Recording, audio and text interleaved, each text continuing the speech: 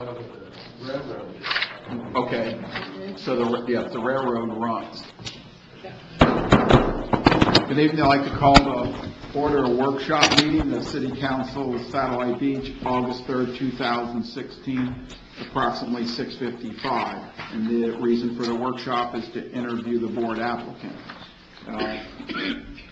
Larry, this is pretty simple and easy. All we do is ask you to tell us a little bit about yourself, and there'll be some questions, I'm sure, from council.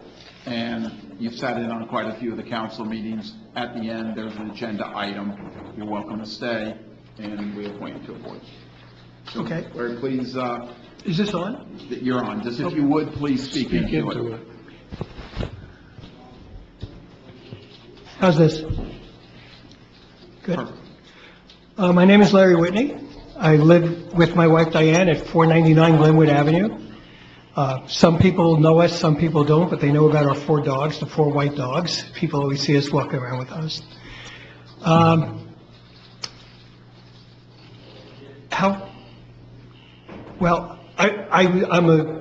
an Army vet. I finished my career, the last 10 years of my career that was in banking was at the Federal Reserve Bank of New York, where I managed operations for the bank. I managed an entire operations center in Utica, New York, and I managed the operation in East Rutherford, New Jersey.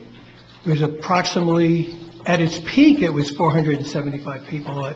Basically, on my resume, it says 325, because we were converting, through technology, we were converting over time to new technology, which was reducing staff.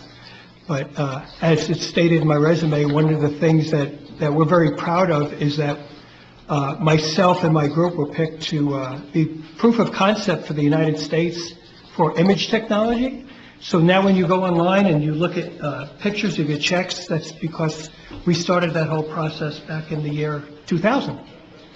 And it was very challenging. We had to work with a lot of different companies to move this technology in a direction that we wanted to go. Most people don't realize that the amount of checks that were processed every day was quite a few.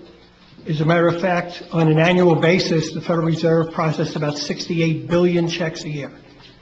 And between my 2 offices, we processed about 8 million checks a day, worth about close to $10 billion that we had to charge out to banks every day. So I guess where I'm going with this is the operation was labor intensive. It had different moving parts in order to get to the end of the day and make sure that everything balanced and all the banks received their debits and credits and everything worked. And that helped maintain liquidity in the banking system in the 2nd District in New York. Included in that was much of New Jersey, Fairfield County, Puerto Rico, the Virgin Islands. That was all part of my area. In 2008, we closed my operation.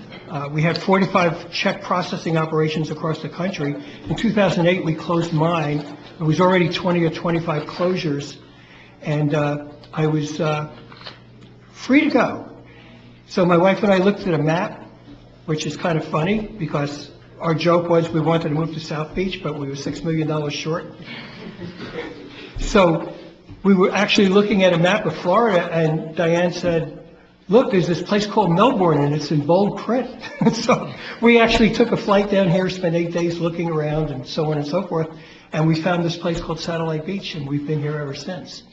Now, the first 6 years we've been here have been in Montecito, where I was chairman of the board of the Community Development District, trying to manage through a time when there were lawsuits going on with the landowners and some of the vendors and things like that, which has come to fruition. Though that stuff is settled, but it was an interesting time, to say the least.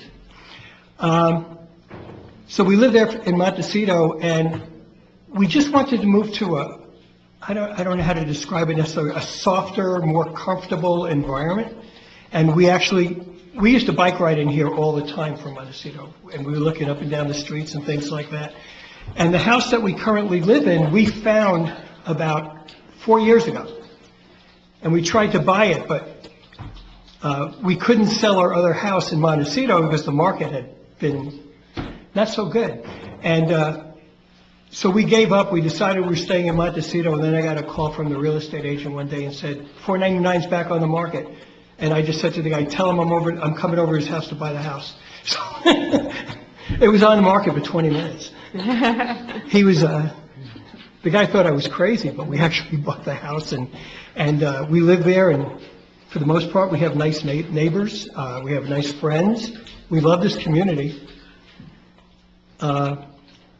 And to summarize, I just want to say that because this community is the way it is, from my perspective, without bringing too much attention to myself, because that's not what this is about, I just want to help, I want to participate in some shape, manner, or form to help the city move the agenda forward.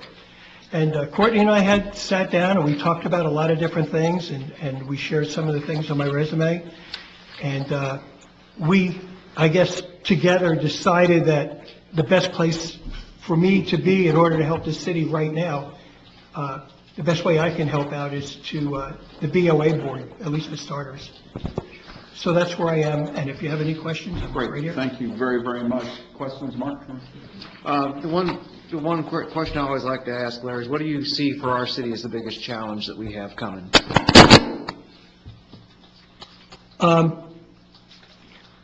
Quite frankly, I see sustainability as the biggest challenge. Okay. So one of the things I learned a long time ago from some economists, of all places, was that we live by geologic consent. We don't get to decide where we're going to live. If the ocean rises by 8 feet, we have nothing to think about. So what we're trying to do is intervene and keep those things at bay as much as we can to maintain our way of life and maintain cities along the shore like Satellite Beach.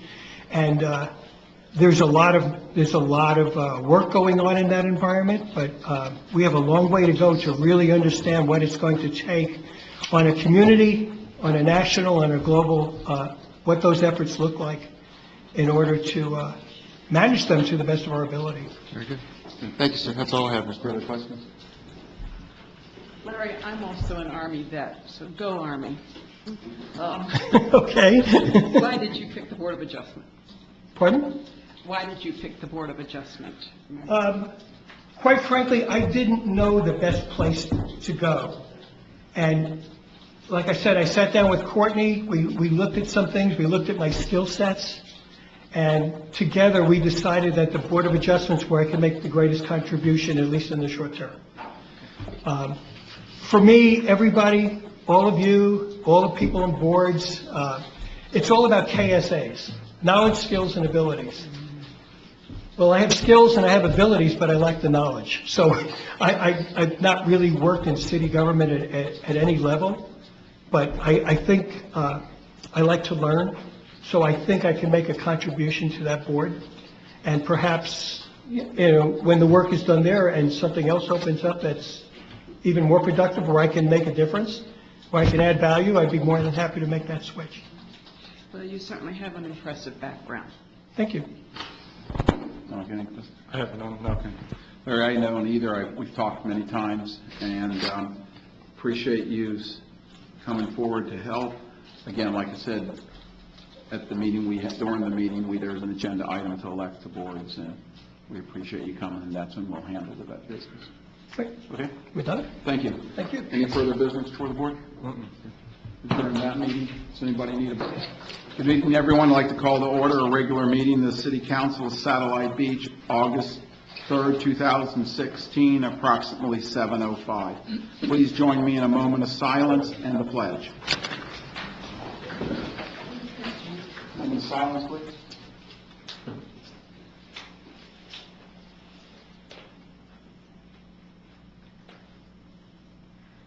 And the pledge.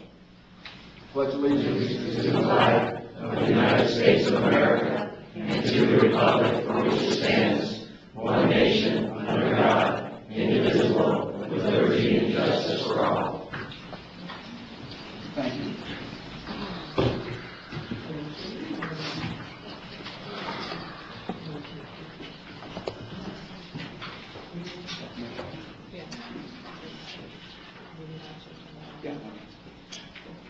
move on to our next agenda item, and we have a presentation to make, a proclamation. And Chris, come on up.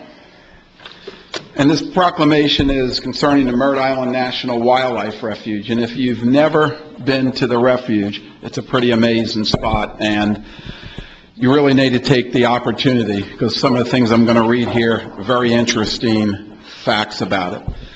And this is an official proclamation of the city of Satellite Beach. Whereas Titusville is the gateway to the Merritt Island National Wildlife Refuge, and whereas the Merritt Island National Wildlife Refuge is the 6th most visited refuge of 563 refuges in the United States for people who enjoy watching wildlife, exploring history, hiking, fishing, hunting, birding, and biking. And whereas the Merritt Island National Wildlife Refuge provides critical important habitat for over 1,500 species of animals and plants, including 10 animals that are listed federally as threatened or endangered. And whereas the United States Department of Interior Fish and Wildlife Service has approved over $4 million for a refuge visitor information center to serve as the Community Conservation and Education Center. And whereas the United States Department of Interior Fish and Wildlife Service does not use appropriated funds for exhibits and has requested the nonprofit Merritt Island Wildlife Association to raise the funds with community support. And whereas the City of Satellite Beach and community partners support providing safe and accessible recreation, education opportunities, and fostering conservation of our unique coastal resource, including the Indian River Lagoon. Now, therefore, I, Frank Catino, Mayor of the City of Satellite Beach, Brevard County, do hereby encourage all members of the community to support the Merritt Island Wildlife Association campaign for exhibits at the Merritt Island National Wildlife Refuge. So, thank you very, very much. And here's the proclamation. If you've never been there, it's a pretty amazing place. And the refuge center there I thought was pretty interesting. Unfortunately, it's grown. They're out of room. I've spent a lot of time on that refuge, and it is an amazing place. And good luck in your quest. And I know the lady Kimberly, who I talked to out there today, is really appreciative of everything you guys are doing. Thank you very much. Yeah, thank you.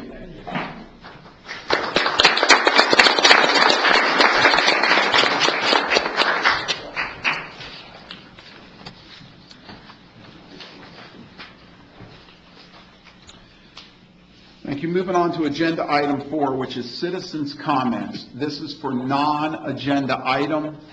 The floor is now open. Sir, take it away. Hey, thanks for giving me a chance to talk to you folks, gentlemen and ladies. My name is John Silvers. John, there you go. Start that one more time, please. Well, thanks for giving me the chance to talk to you ladies and gentlemen about an issue. I'm a resident of Satellite Beach. I live at 100 Ocean Spray, which is right behind the ABC liquor store.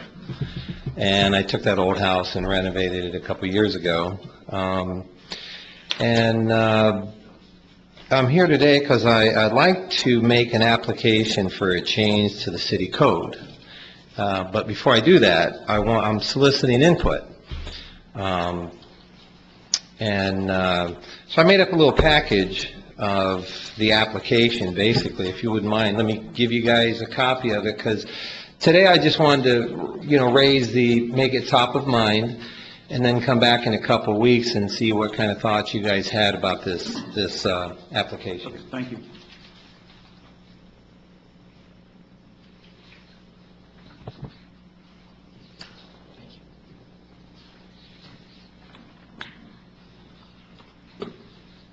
Sure. Thank you. Okay. Thank you very much. Thanks, John.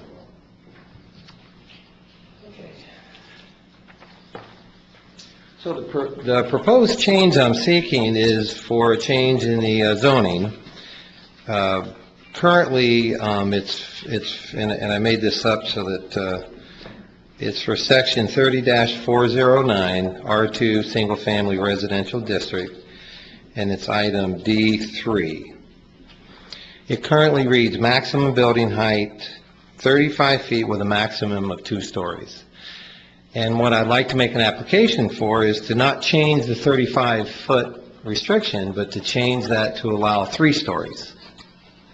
So I want to put that in front of you today, give you a chance to consider this application and so forth, both pro and con. I have a personal reason for doing it because I built a 2-story house with an attic. And the attic is ready-made for this purpose. So obviously I have a personal reason for requesting this change. So. Thank you very much. Have you met with John Stone of building? Yeah, I know John quite well. I'm a builder as well, so I know Great. John real well. He was on vacation when I was doing some research, and his assistant Carl was wonderful providing insight. I also got to get some input from John Fergus, which was really, really helpful. It laid some groundwork, for knowing that there is Oh, you can leave it. ideas pro and con for this. And mind you, just so I can reiterate, I'm not asking for, or I won't ask for a change in the 35-foot height, just in how that's used. So, Thank you very much. Courtney, make We'll sure look we at got- it. Thank you. yeah, so I'll see you guys in 2 weeks. Appreciate it. Thanks a lot. Public comment still open?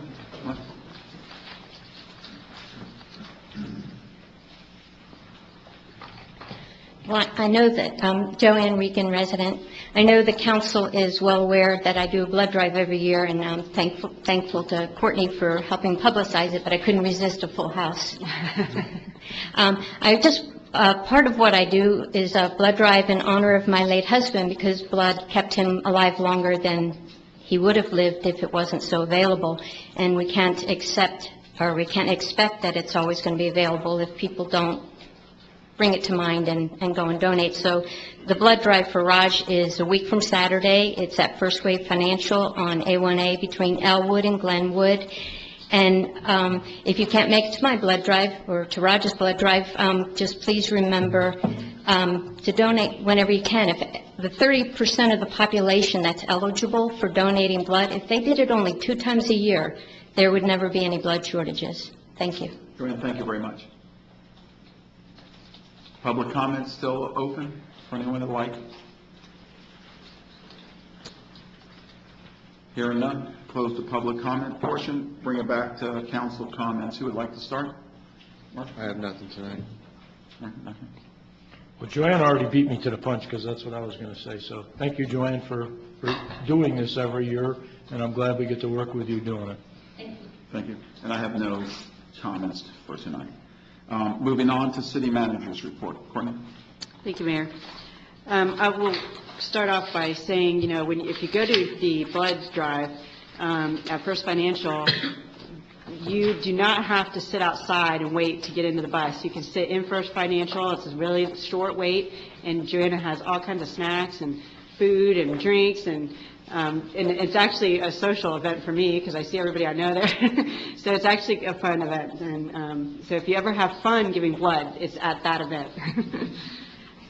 School starts on August 10th, so please be mindful of the pedestrians and cyclists. I've received a $100 donation to the city and a thank you note to fire paramedic Eric Tippins, thanking him for his help with a resident who recently just passed away. The thank you note is in my packet, and I just wanted, to comment that this is another example of how well received our community paramedic program is in the community. I will be out of the office from August 18th through the 21st for the Florida League of Cities Conference, along with 3 of our city council members. Suzanne Sherman will be acting city manager during this time, although I will be still available by phone and email if you need me. On August 15th at 1 p.m. at the DRS Center, we have changed the location from the Civic Center to the David R. Schechter Community Center. The ethics training will be held. It's from 1 to 5, and it will be provided by attorney Cliff Shepard. Other municipalities have been invited to participate in that as well. At the July 27th Sustainability Board meeting, one of our members, Josh Paz, requested that the board become strategic partners with the Brevard Indian River Lagoon Coalition, which is a citizen-led nonprofit organization dedicated to the restoration of the Indian River Lagoon. A strategic partner is considered to be a group that is in close working relationship with the coalition, and the Sustainability Board, City of Satellite Beach Sustainability Board, will be actually named on the coalition's website. The board would like to do this, but they felt very uncomfortable saying yes to that without your approval, so tonight I'm asking for that. I just want to let you know that we do, as city staff, work very closely with the coalition on many issues, so I don't think this would change. You're basically being a strategic partner anyway, so I think this would just be kind of solidifying that relationship. So moved. Second. I have a motion by Councilman Gott, second by Councilman Montanaro. Discussion from council? And then at this time, because it's an action item, I'll open up for public comment. Hearing none, back to council. Any council comments? Nope. Hearing none. Lenore? Vice Mayor Bryan. Yes. Councilman Montanaro. Yes. Councilwoman Gott. Yes. Mayor Patino. Yes, motion passes. Thank you. I also have just one, I'm adding Attorney Beadle's update on the Gersh decision to my report. Thank you. Jim? Yes. The circuit court rendered an opinion in the Gersh variance request that had to do with the solid fence that they placed on the property. The variance request was denied by the Board of Adjustment, and the circuit court, they appealed that decision to the circuit court, and the circuit court quashed the decision of the board, basically setting it aside, finding that the variance should not have been denied. I'll talk to procedurally what that means in a minute. The options that council has are to, in essence, appeal that decision to the district court, 5th District Court in Daytona Beach. The way that the system works, so to speak, for these types of matters is that when an administrative body renders a quasi-judicial decision, that whether it's in this case the city or the applicant is denied, they have the right to what's called a first-tier certiorari, and that essentially equates to an appeal, a full-blown appeal. The court looks, there's 3 factors, and I don't know if you actually have a copy of the opinion or not, but basically the court reviews to see whether what they call procedural due process is afforded or accorded to the applicant, whether or not the board followed what they call the essential requirements of law, and whether or not the board's decision was predicated upon what they call competent substantial evidence. The decision by the court initially went through what the analysis should be. It put our code in there outlining what was required to establish what the variance was. The problem from my perspective, there's 3 issues that I see from the decision that could be reviewable by the court. One is that there's no findings by the circuit court that there was evidence that supported the application at all.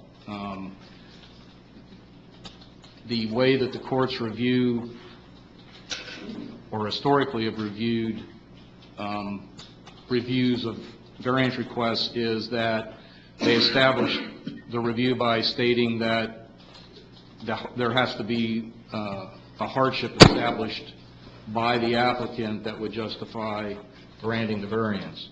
There's no analysis whatsoever by the circuit court regarding that item.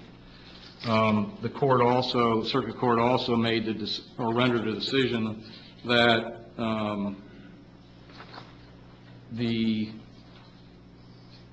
that there was no evidence in the record or in the transcript of the proceeding to support the decision of the board, and that the decision itself didn't have any findings in it, but that's not usually how it's reviewed. It's reviewed, again, based upon whether or not there's substantial competent evidence in the record, not in the, quote, ruling itself. And that's similar to how a court would look at it in any other appeal, is whether there is what they call competent substantial evidence in the record to support the decision, not that you go back and reevaluate the evidence and go the other way. And that is actually the third one, because then the court goes on and talks about the evidence that was presented against the petitioners, and normally when a court sees that, they talk about the fact that the circuit court in this case was reevaluating the evidence rather than determining whether there was actually evidence to support the decision.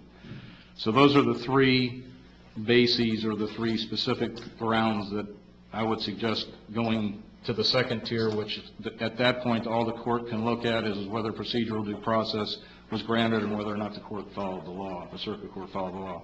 Procedural due process was never an issue before the board. So it would be a narrow issue to appeal to the Fifth DCA. As far as what the practical effect of the decision is, when a court, when the circuit court, or even if it goes up to the Fifth, basically all the court can do is either deny the petition or grant the petition and quash the decision that was rendered by the lower tribunal. And so basically where we are is we're back to where we were at square one, essentially, from a practical standpoint. I don't know that that's particularly productive, considering the fact that the city has the ability to at least have the Fifth look at it, because as I indicated, it doesn't appear that the opinion by the circuit court followed the law. At least that's the way I look at it. Obviously, I can be wrong, but that's the way I perceive it. And I guess what I'm looking for from the council tonight is whether or not council wants to proceed with the second tier certiorari proceeding, or have the thing go back to the Board of Adjustment. And arguably, if we don't prevail at the Fifth, it would still go back to the Board of Adjustment anyway. Jim, let me ask you this question. So if it comes back, the way it's written now, does it come back to the board? Correct. And do they go through the procedure again? Yeah, basically. So we start again, and who knows? And to me, this isn't a Gersh case. This is, how the procedure in the Board of Adjustment went. Was it followed correctly? Forget the name, because I think it would be on any, whether it's this case or any other case that would come before us. So if we do nothing, it comes back to Board of Adjustments. Correct. Correct? Then, if we do something, it comes back to the Board of Adjustments anyway, correct? Correct. Basically, Assuming that the petition would be, assuming our petition would be denied.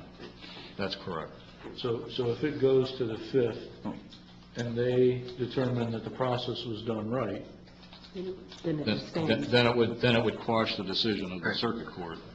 And then we'd be back to the order by the Board of Adjustment. Right, but what I'm asking you then, does it go back anyway? If we do nothing right now, don't appeal, does it go back to the Board of Adjustments? Yes. Okay, then why wouldn't we spend any money? Well, basically, we go back to where we are. And we basically have a new hearing, which would potentially create the issue where we'd be doing the same thing all over again. But if we win the appeal, then the Board of Adjustment decision stands. Correct. I've read it, I just, was wondering more for, and I don't care about the name on it, was the procedures followed correctly in order to render a decision on a variance. That's where my feeling is. If you, Jim, feel that they were, and the ruling is not correct, then I'm okay. But if it's coming back anyway and we don't have to spend the money, I'd rather not spend the money and time. But what I'm saying is we could, if we prevail on the appeal, it would be over. Mm-hmm. If we didn't prevail, it's going to come back. And my guess is that whoever loses in front of the Board of Adjustment is going to appeal that decision, or there's a decent chance that that's going to get appealed again. Basically, what we're doing is defending our process. Correct. Doesn't matter what case it is, it's defending the process. Correct. That the Board of Adjustment uses. Correct. I'm in favor of moving forward. Well, let's do this because it's a new action item. Do I have a motion? Move to appeal to the 5th DCA. Second. I have a motion by Councilwoman Gott, second by Councilman Montanaro. Further discussion? Since it's an action item, I'll open the floor for discussion at this time. Hearing no input from the audience, will bring it back to council. Any further discussion? Lenore? Vice Mayor Breimer? Yes. Councilman Montanaro? Yes. Councilwoman Gott? Yes. Mayor Patino? Yes, motion passes. Courtney, any further business? Nope. Okay. With council's approval, I would like to take agenda item 12, I know there's people here for it, and move it up to now. That's fine with me. Let's go on partnership with Keep Brevard Beautiful. Is that approved? Okay. At this time, we'll move to agenda item 12, discuss, take action on partnership with Keep Brevard Beautiful for the Lagoon Friendly Lawn Program. Thank you, Mayor. I am going to introduce our interns, which are Jaden Holmes, I've been doing that to him all summer. Joanna Latour and Megan Comunali. They have all been here for the summer. Jalen is a senior now at Satellite High School. Joanna is a Satellite resident, but she's at West Shore. And Megan is a Satellite High School graduate who, of course, being the good graduate she is, went to Florida State University. Not University of Florida, but Florida State University. Yes, thank you. And they have been working with us this summer. Last summer, Megan was here as well, working with the Sustainability Board. This year, they have really brought the idea of the Smart Yards program, which was part of the Sustainability Board's action plan, to fruition. So I'm going to let them present the concept, and then we'll introduce our partners. Okay, so at the beginning of the summer, the Sustainability Board began working on our chair, Jeff Chastein's pet project, which at that time we called the Smart Yards Initiative. Basically, it's an initiative to encourage lawn care companies to use practices that are, how would I say it, help the lagoon stay healthy, like reduce fertilizer runoff and that kind of thing. So at our first meeting, when we had the whole advisory board together, we had invited Allison Ortega from the Keep Brevard Beautiful organization, and after we explained our certification requirements, which are things like keeping grass clippings off of the streets and eventually moving to organic fertilizers and providing the homeowners with educational materials, like those are things lawn care companies would do. Allison talked about how our program would fit well into the initiative that Keep Brevard Beautiful started, because they were working with actual homeowners and basically having the homeowners do those same things. So we decided to kind of combine the two. Yes, thank you. Good evening, everyone. In an effort to jumpstart this program, Lagoon Friendly Lawn Certification, we will be holding a public forum tomorrow at 7 p.m. in the Civic Center directed towards lawn care businesses to display how the program will be beneficial for them along with their customers. This forum will give attending businesses a head start on obtaining a large new client base that believes in safe and lagoon-friendly lawn practices. And such practices and maintenance requirements, as Megan did explain, are laid out on brochures that we've created and the business application process. We are hoping this program will promote awareness and care for the environment for companies along with homeowners. And as Megan stated, the companies will be providing educational material along with it. And businesses would benefit through our various marketing opportunities and gain recognition for being environmentally friendly.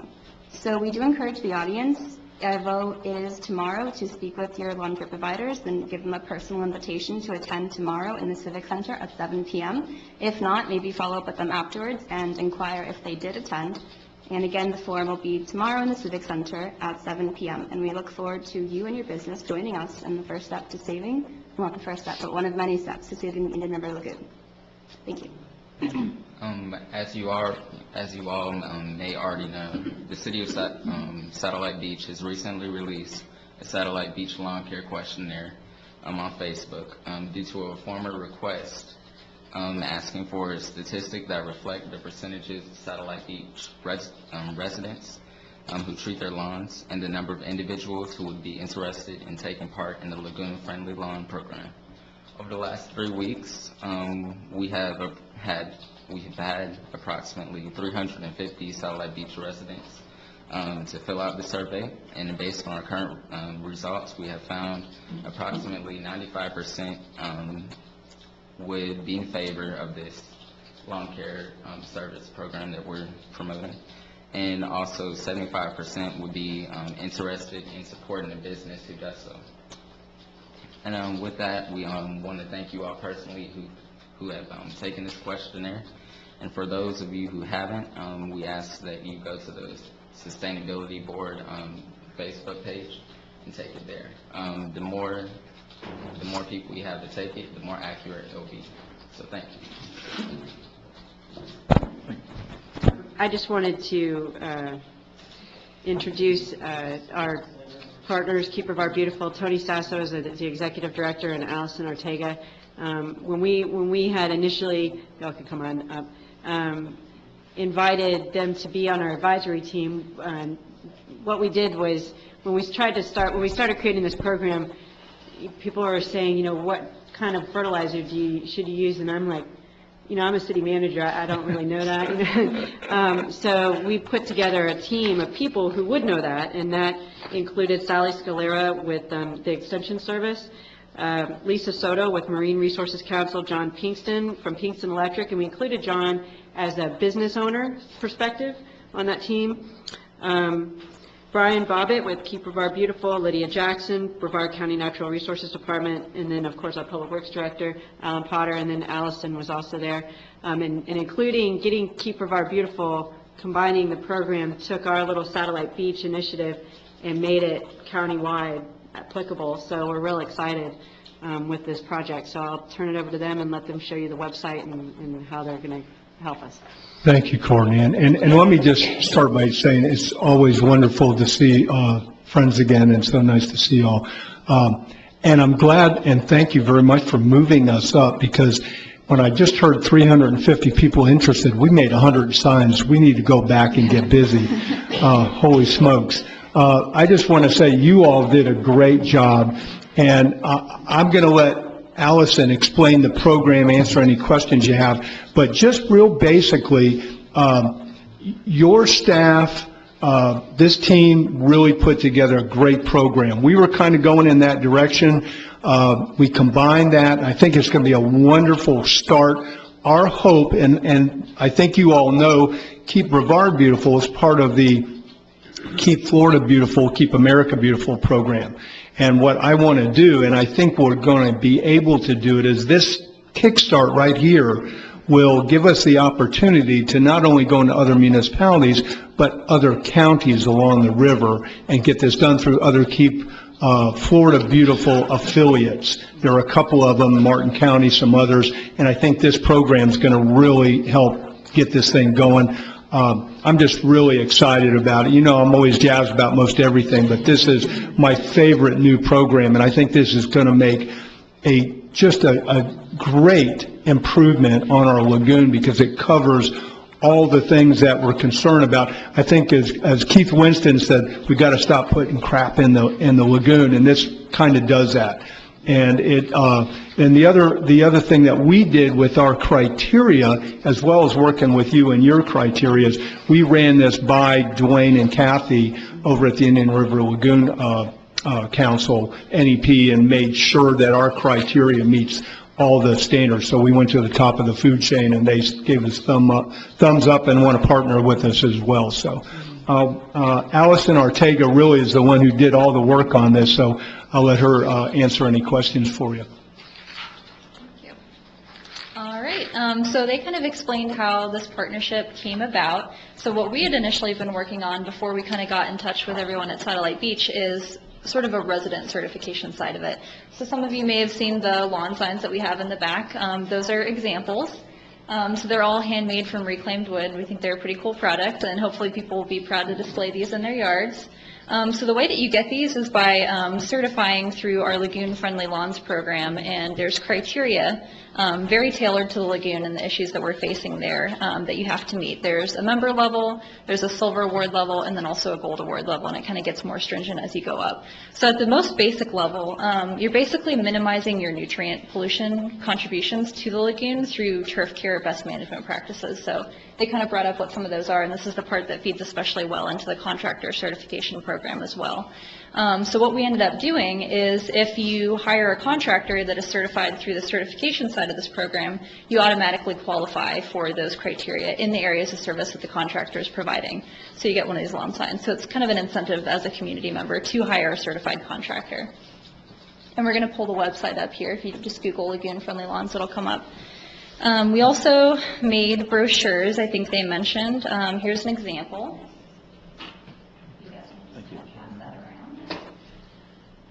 So we had talked about potentially distributing these brochures to Satellite Beach residents to kind of help market the program and get people interested in hiring certified contractors and also in certifying their own yards. But aside from that kind of most basic level of minimizing nutrient pollution, some of the other categories of actions that we're encouraging people to take through this program is minimizing turf areas, reducing the amount of stormwater runoff coming from their properties, and then also restoring ecosystem benefits by planting native plants. And so we have a whole basically online checklist that you can just go right on our website and fill out a Google form, and it comes to us, and that's how you certify.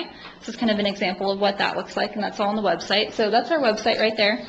And you can see the area to certify as a homeowner is kind of up at the top of the web page there. And then if we scroll down a little bit, there's actually, that's an example of what the signs are like there. And if you scroll down a little bit more, you can see those are kind of the 4 core concepts we talked about. So if people click on those boxes, they can get a little bit more information, and it links to resources. And then under that, this is the whole contractor section of the website. So this is where we added all the resources that we developed together to merge the Smart Yards program under the Lagoon Friendly Lawns banner. So we have an online application there for contractors. We have areas for them to submit quarterly tracking reports, so we can kind of monitor what they're doing, making sure that they're sticking to the guidelines. We also have an example sheet that Sally from UFIFAS put together of good lagoon-friendly fertilizers, so recommended products there. There's also, to kind of promote and market these contractors, there's an area where you can click on a list and it shows you all the contractors in your area that are certified, so you can find them and hire them. You can access their brochure, and you can also report any violations if you see someone doing something that they're not supposed to be doing. So, anyone have any questions so far? Questions from council? What happens if you're your own contractor? If you're your own contractor, then you would certify as a homeowner. Yeah. Yep. That's what I'll be doing. Yeah, that's me too. Yep. Further questions from council like that? If I may, I would just make a suggestion. This looks like a fabulous brochure. I would put that in black letters on that yellow, because I can't read that. Yeah. There are going to be other eyes that can't see Yeah, that. we printed that out just on our office printers. It does print a lot darker when it's done professionally. We'll darken it up too. We print them out really fast. Yeah.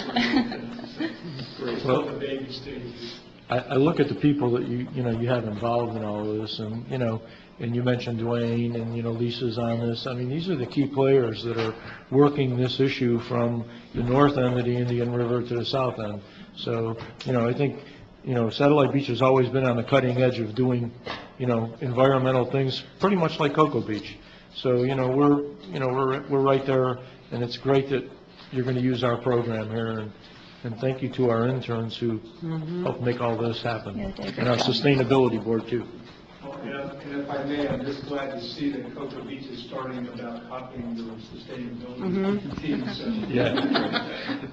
At this time, I will open up for public comments on this agenda item, and we might need your help through if there's any questions. So at this time, I'm opening up for public comment on agenda item 12. Floor is open. Please.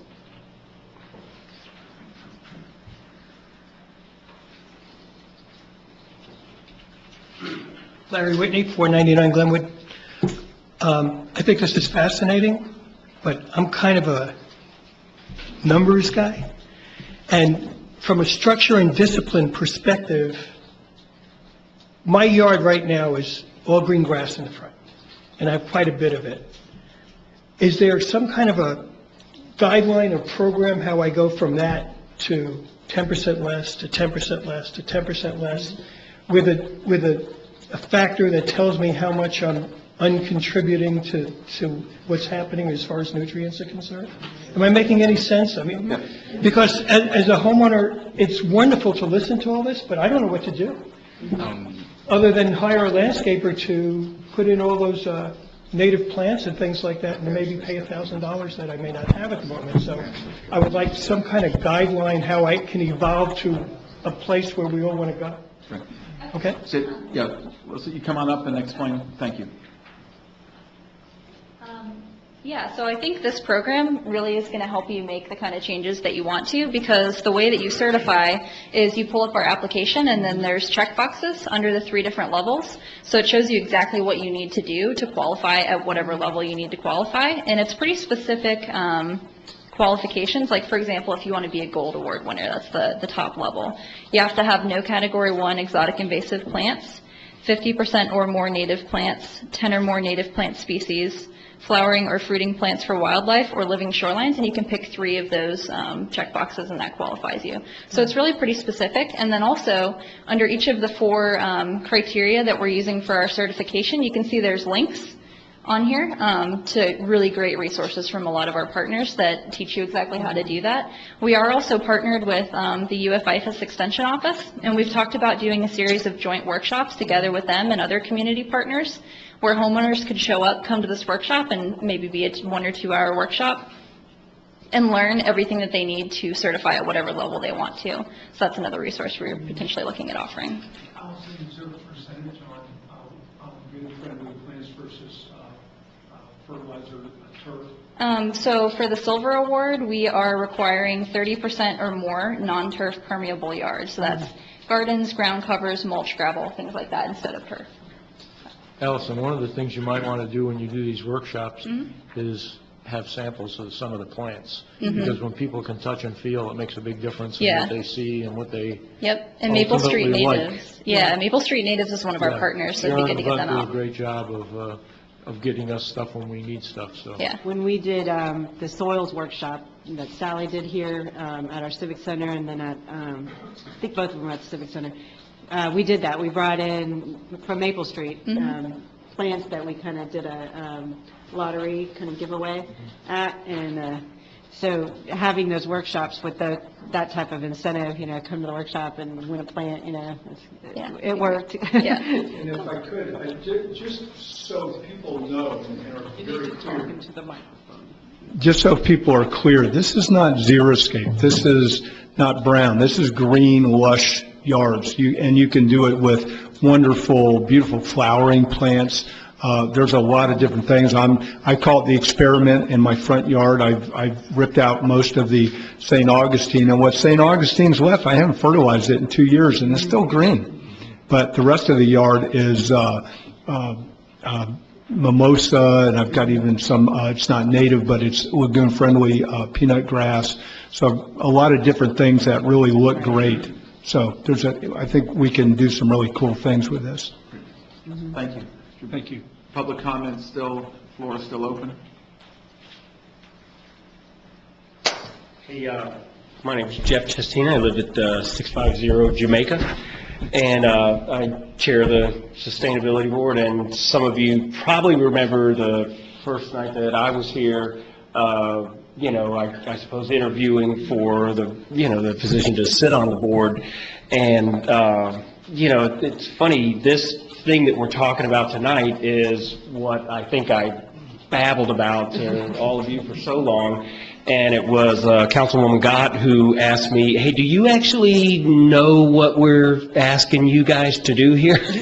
And it has been very, very interesting this is just one of the things that we've worked on, and Mayor Catino, I've heard you comment once or twice that, that it has been a really productive board and everything, and, my experience not having, done anything with municipality or anything like that before, I always feel like everything is working so slow and we're not accomplishing what we should and things like that, but I just want to go, on record, so to speak, here to say that, this has just been really something tremendous, and getting Keep of Art Beautiful involved and the interns coming on board, here this summer really, because we've been, plucking along with this thing from the beginning. And now finally, not only is it coming together, but I think it was you, Councilman Breimer, who said the things that, forgive me, Vice Mayor Breimer, that the night that I was sitting here, getting quizzed a little bit about, how I would fit into this board, you asked, well, what will you do to help the things that you guys do in that board spread into adjoining cities, adjacent cities, and kabam! Look at how this panned out. At just the right moment, this came along, and now so this program, it's going to go countywide in a hurry, and I suppose tomorrow night we'll get a glimpse into how much interest there is among contractors, because we didn't have an RSVP for it, so we'll find out tomorrow how many show up. But I've talked to many contractors, just around the area. I see somebody loading their equipment up into a truck and they're not, riding around on a mower. I stop and ask them, hey, this is something we're working on here in Satellite. Do you think you would get in on that? And almost everyone that I've spoken to said, yeah, that would be great. We would be into that.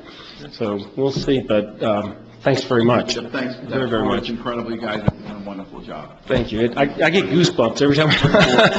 For those that have not sat in on a meeting of the Sustainability Board, I'm going to tell you, you need to.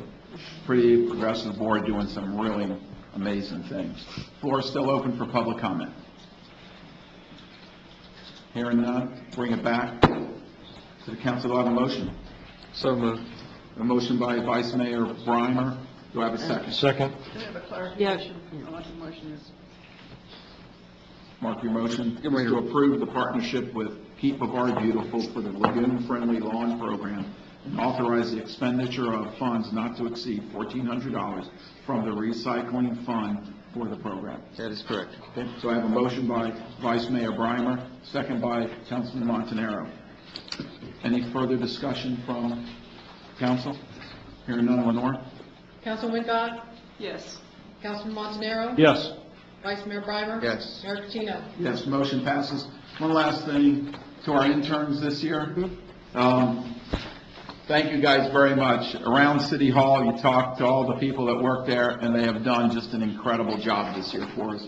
I hope you come back next year and work with us.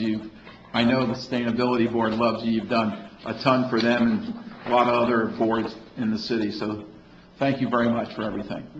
Good luck at school.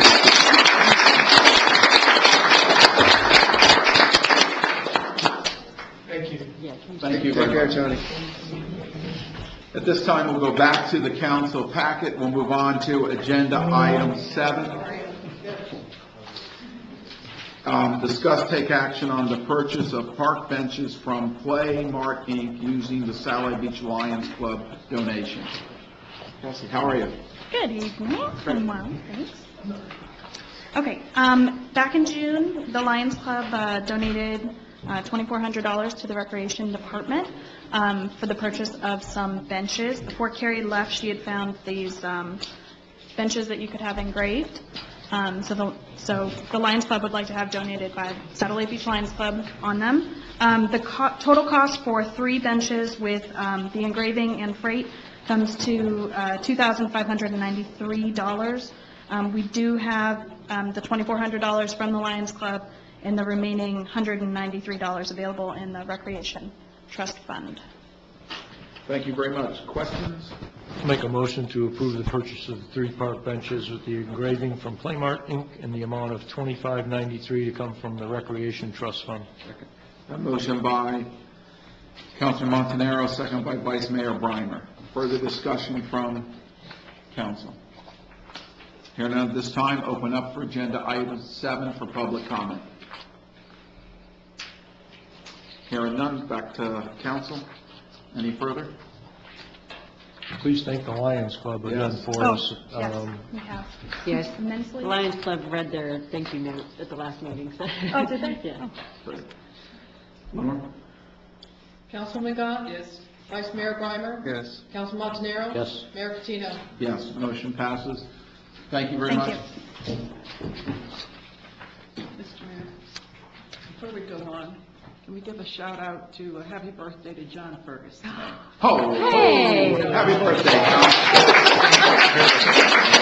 Should have said it earlier, we could have written it better. Happy birthday, John. Okay. Moving on to agenda item 8, discuss, take action on the American Associated Retired Persons Initiative as follows. Chief. Good evening, and about a year ago, discussion occurred about Satellite Beach becoming an AARP age-friendly community, or the age-friendly initiative. Before you is the process that we will need to go through, and what we're seeking is, one is direction, approval of a resolution, and to be able to submit an application to AARP. This program really, at the end of the day, if I was to lay it out, this is our Communities for Lifetime initiative, just on a broader scale. Because honestly, we are an age-friendly community already, but this process here just takes it to another level. Right now, I believe there are 7 cities in Florida that are going through the process to become an age-friendly community. It's more than just an application. We have community forums that need to be done, and basically develop out a strategic plan, if you will, for how we're going to impact and make this community walkable, safe for all ages. So that's essentially what we have as far as the program goes. I think at the end of the day, it talks about being a 3-year project. I think really that's an exaggerated length. I think they're just giving you that amount of time, and I actually see this as a project we may be able to accomplish maybe in a year or slightly more than that. Thank you. Questions? Do we need to read the resolution? Yes. Resolution number 972, a resolution of the City of Satellite Beach, Brevard County, Florida, supporting the World Health Organization's Age-Friendly Cities and Communities Program and approving the city's enrollment into the AARP Age-Friendly Communities Initiative, providing for transmittal, providing for authorization, providing an effective date. That's a reading of resolution number 972. Thank you, Jim. Any questions from council? Move to adopt resolution 972. Second. Motion by Councilwoman Gott, second by Vice Mayor Brimer. Any discussion from council further? Hearing none at this time, open it up for public comment. The floor is open. John? John Fergus, 135 Maple. The Sustainability Board and the city are working with FIT on a sustainability plan. The first step is an assessment. And that assessment has, Courtney, 5 major divisions, 4 or 5, I think it's 5, one of which is quality of life. And I found it very interesting reading through this. It just jives like this with that part of what we're already working on a sustainability assessment at this point and eventually becoming a plan. It just fits perfectly with what we're doing, and I would suggest as you're working on the plan for this, that you make sure it ties correctly with the other somehow. Thank you very much. Chief, want to answer any of that? No, I agree. Public comment is still open, the floor is still open. Any further? Hearing none, bring it back to council. Any further comment from council, the chief, on this issue? Hearing none, Lenore? Councilman Montanaro? Yes. Vice Mayor Brimer? Yes. Councilwoman Gott? Yes. Mayor Patino? Yes, motion passes. Chief, thank you very much. And we need to do the other two. You want me to make a motion on this, please? Make a motion to authorize the city manager to submit the AARP application and authorize the mayor to sign a letter of commitment. Second. I have a motion by Vice Mayor Brimer, second by Councilman Montanaro. Further discussion? Hearing none, I'll open up for public comment. Hearing none, bring it back to council, further council. I just want to say thank you, Chief. Appreciate you moving forward with this, and Courtney as well. Appreciate it. This will be a big help to our community. We'll be the first one in Brevard County to have this, and that would be a nice thing to hang on the wall. So thank you very much. Thank you. Councilman Dodd? Yes. Councilman Montanaro? Yes. Vice Mayor Breimer? Yes. Mayor Patino? Yes, motion passes. Thank you. Thanks, council. Thanks. Moving on to agenda item number 9, discuss take action on amendment to the Florida Department of Transportation Traffic Signal Maintenance and Compensation Agreement. Alan. Good evening. Before you is the annual agreement to be signed with Florida Department of Transportation for the maintenance of the traffic signals within the city. We do this annually, and annually they amend it. So I'm going to go over briefly what those amendments are, just so that you don't have to go through and compare and take notes. I talked to DOT earlier this week. They sent me an email letting me know exactly what the changes were, and they're basically all in favor of the municipalities.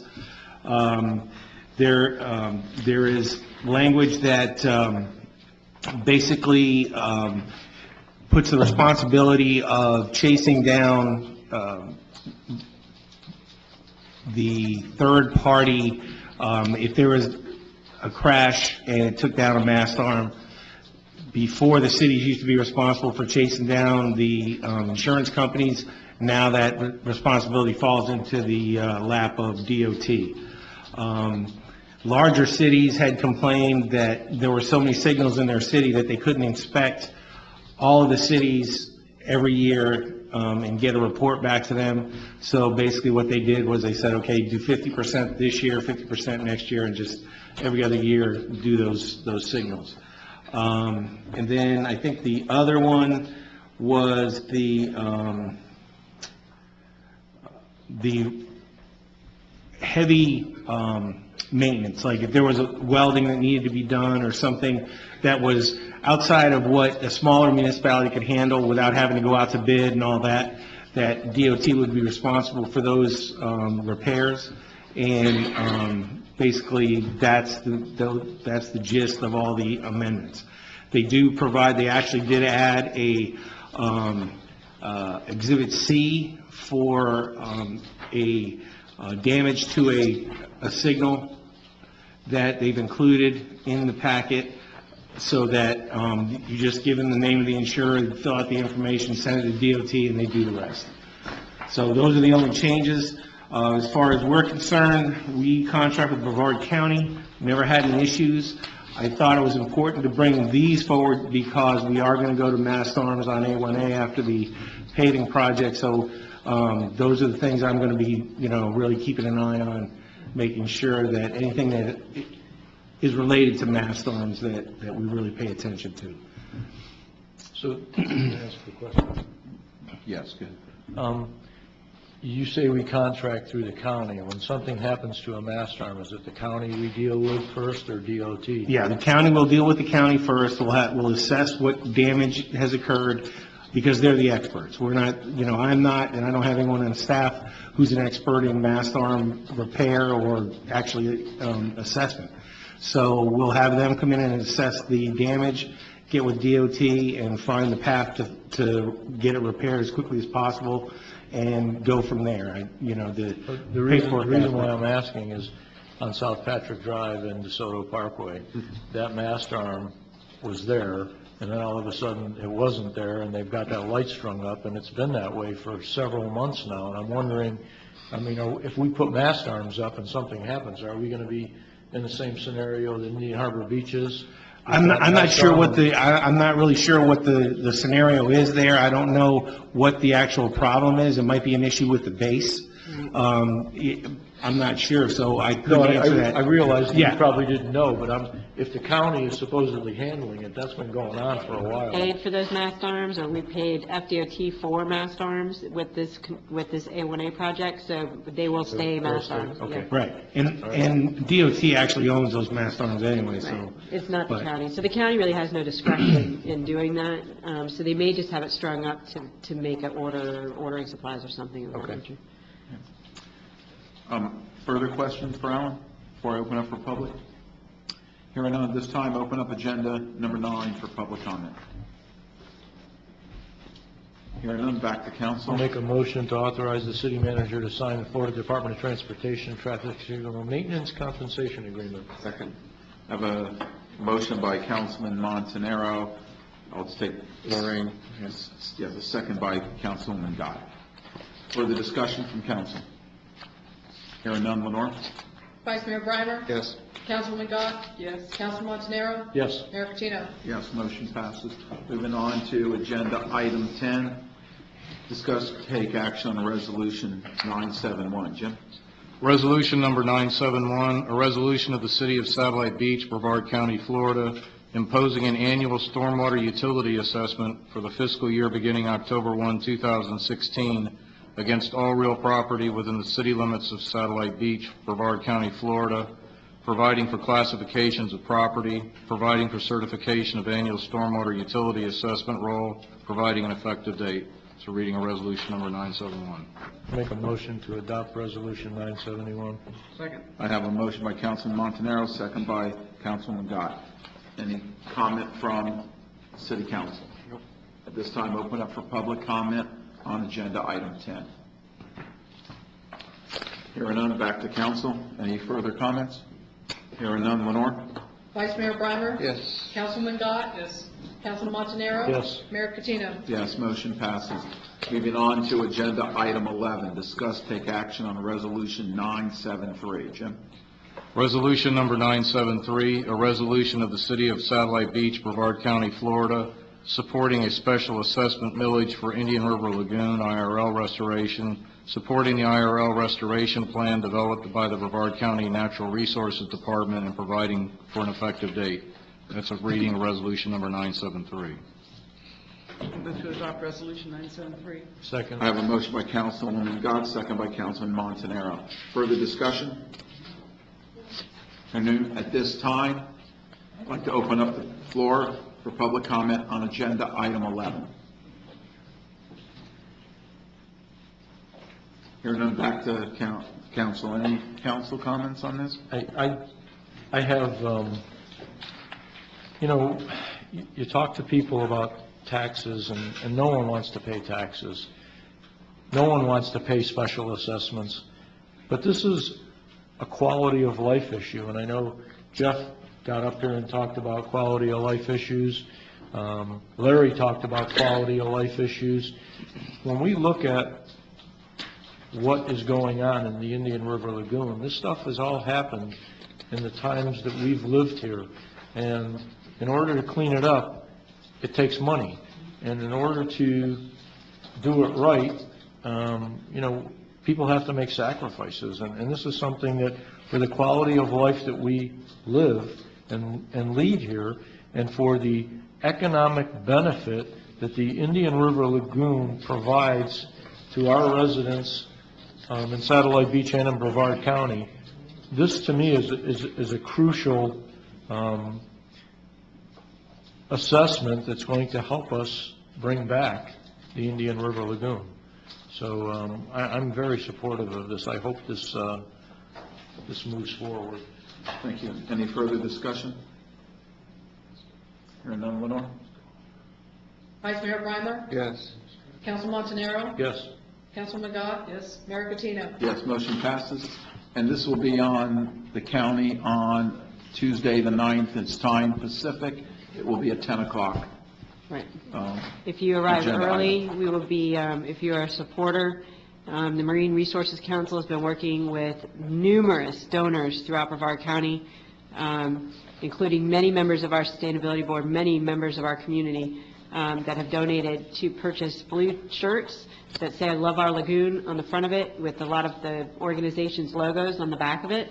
So if you arrive to support, you will get one of those shirts to wear in the meeting. We are trying to turn the green to blue, is what we're saying, with a lot of the opponents to any tax increases are usually wear green shirts. So the goal is to turn the county commission from green to blue, like our water. Thank you. Moving on to, we did agenda 12, moving on to agenda item 13, which is city council agenda items for August 17th. So if everyone please take a look at it. If there's any additions to it or anything you would like to see, please either get with Mayor Courtney. We're trying to keep that, Keeping it brief. we're trying to keep it very brief since people are leaving town right after that meeting. For our League of Cities. Yeah. Okay, good, thank you. Moving on at this time to agenda item 14, which is appointments to boards. You want to deal with Larry's first? I'll make a motion to appoint Larry Whitney to the Board of Adjustment as a primary member with term ending 8/3/19. Second. I have a motion by Councilman Montanaro, second by Vice Mayor Breimer. Further discussion? No. Hearing none. Lenore? Councilman McGough? Yes. Vice Mayor Breimer? Yes. Councilman Montanaro? Yes. Mayor Catino? Yes. Motion passes. Welcome. Thank you. Current board members' vacancies, how, we have any other Well, here?